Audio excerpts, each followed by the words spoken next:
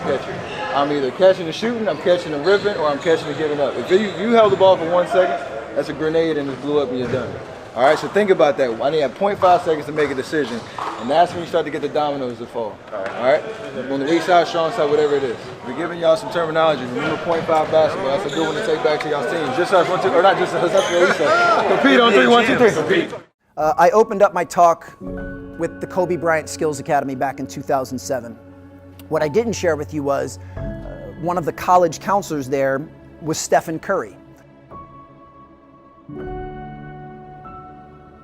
Visualize where you want to be and what you want to accomplish, and you kind of get lost in the process of day-to-day, grinding it out and working, pulling on ours if you have to. It's just about not losing vision and not losing sight of what you're trying to accomplish, no matter what hurdles you have to go through. So I think that kind of relates to whatever you're doing. Stephen's on that level now as a global icon that I think most people have heard of who he was. And if you do the math, in 2007, this was after his freshman year at Davidson. This was before he blew up on the scene. This was before anyone knew who he was. In fact, he was so unknown at this camp that the coaches didn't even call him by his name. They called him Dell's son because his dad played in the NBA for a dozen years and was a great long-distance shooter. Yeah, that's Dell's son over there. That's Dell's kid.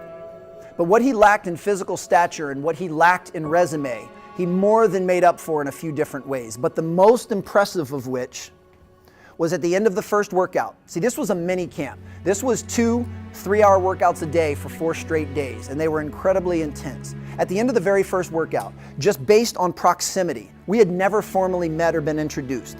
He said to me, "Coach, will you rebound for me? Because I don't leave the gym until I swish 5 free throws in a row." Swish 5 free throws in a row. For those of you that have never personally shot a basketball before, let me tell you, that is an incredibly high standard.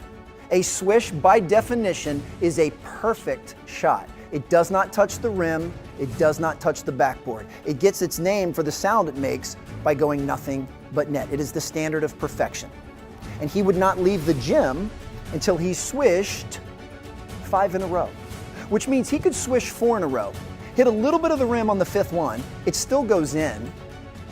He's still mathematically perfect. He's still 5 for 5, but that was not good enough for Steph. He would start over. And if memory serves, it never took him longer than 12 to 15 minutes to swish 5 in a row.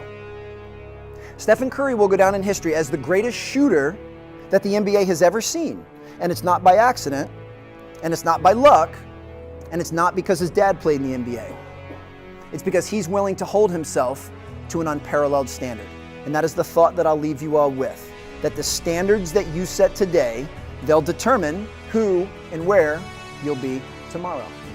It's about visualizing, whether you write it down, put it on the wall, do something, what your goals are, and get lost in the process of day-to-day grind, day-to-day getting better every single day. Asking questions, aligning yourself with people that have been through it before, that are experienced, and leaning on that advice, and just trying to outwork the next person, and that's the biggest thing.